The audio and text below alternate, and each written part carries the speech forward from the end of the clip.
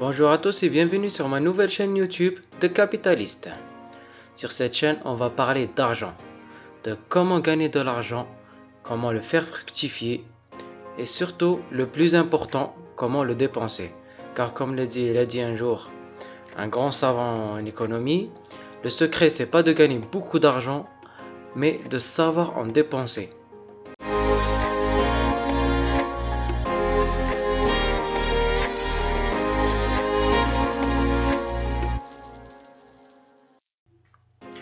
Alors on va commencer cette vidéo par un bref cours d'histoire. D'où vient l'argent? Tout simplement, au tout début des premières civilisations, vivaient les hommes de la chasse. Ils chassaient et ils mangeaient ce qu'ils chassaient. C'était leur principale source de nourriture. Et les peaux, c'était pour les vêtements. Puis, petit à petit, les humains ont commencé à vivre en communauté, ont commencé à bâtir, ont commencé l'agriculture, et chacun était spécialisé dans un domaine. Certains étaient dans l'agriculture, d'autres dans la chasse, d'autres dans la fabrication d'outils, métallurgie, etc. Et c'est là qu'ils ont commencé les échanges. Celui qui produit du blé l'échange contre de la tomate. Celui qui produit de la tomate l'échange contre un marteau ou une épée, etc.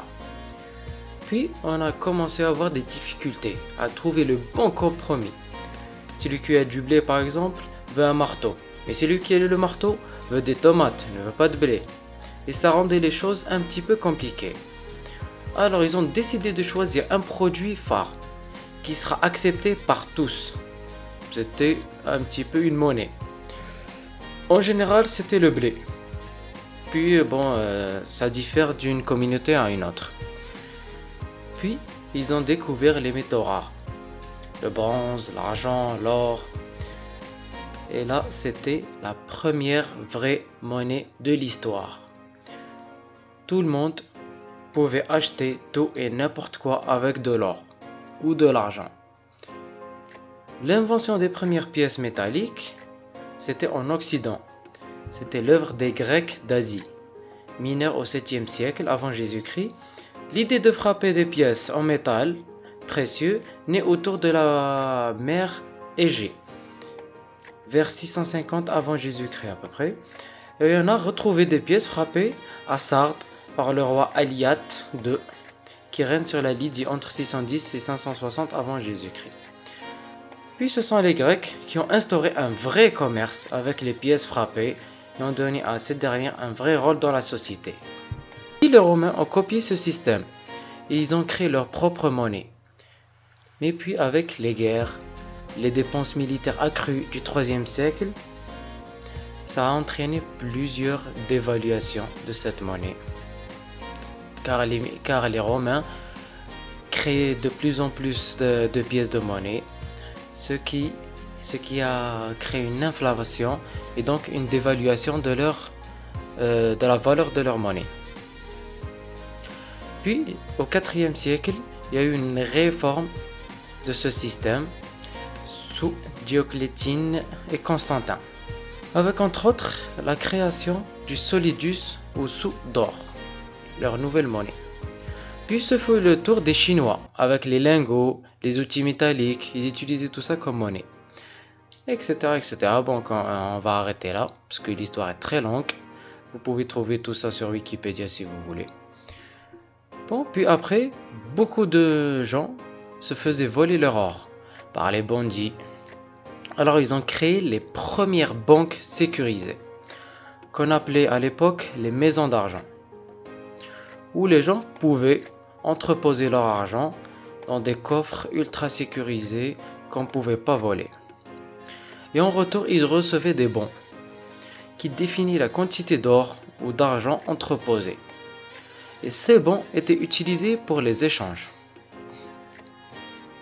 Puis, peu après, fut créé les premiers billets d'argent, comme on les connaît aujourd'hui, et leur valeur était définie selon la quantité d'or qui était cachée dans les maisons d'argent. Et on pouvait échanger les billets en or à n'importe quel moment. Puis les maisons d'argent ont commencé à créer des billets en plus. Ils ne pouvaient plus couvrir la quantité de billets en or. Et les gens ont commencé à perdre confiance dans ces billets et dans ces institutions. Alors les États ont dû intervenir. Ils ont créé ce qu'on appelle la banque centrale, créée seulement par l'État. Et les maisons d'argent ont été totalement supprimées. Alors les gens ont regagné un petit peu confiance dans les billets et depuis des années, les gens travaillent avec. Jusqu'à la Première Guerre mondiale, qui a poussé les États à créer de plus en plus de billets pour financer leur guerre, car ça coûtait très cher. Alors la valeur des billets a considérablement baissé. C'était la plus grosse inflation de l'humanité. Et tout est devenu très cher. Alors les gens ont perdu totalement confiance dans les billets de banque. Ils se sont rués tous vers les banques pour retirer leur or et leur argent et changer tous leurs billets. Ils se sont dit que c'était mieux de garder de l'or et de l'argent que d'avoir ces billets qui perdaient de leur valeur de jour en jour. Et c'est là qu'ils ont sorti ce qu'on appelle l'argent légal. C'était en 1971. Les États ont donné droit aux banques de refuser les échanges et obliger les gens à garder leurs billets et à les utiliser. Et leur valeur était fondée sur la force de la loi et plus sur la quantité de métaux précieux que vous avez. Et jusqu'à aujourd'hui, on continue à utiliser ces billets. Puis avec l'ère numérique, on est passé au paiement par internet, électronique et carte de crédit. Et les États continuent à créer de l'argent, ce qui fait baisser la valeur de cette monnaie. Et c'est ce qu'on appelle l'inflation. Et ça sera un chapitre dans une prochaine vidéo. Et on va parler aussi de l'or, des crypto-monnaies et plein d'autres astuces pour pouvoir sauver sa fortune, pour pas qu'elle dévalue. Je vous remercie pour avoir suivi cette vidéo et je vous retrouve à très bientôt. Au revoir.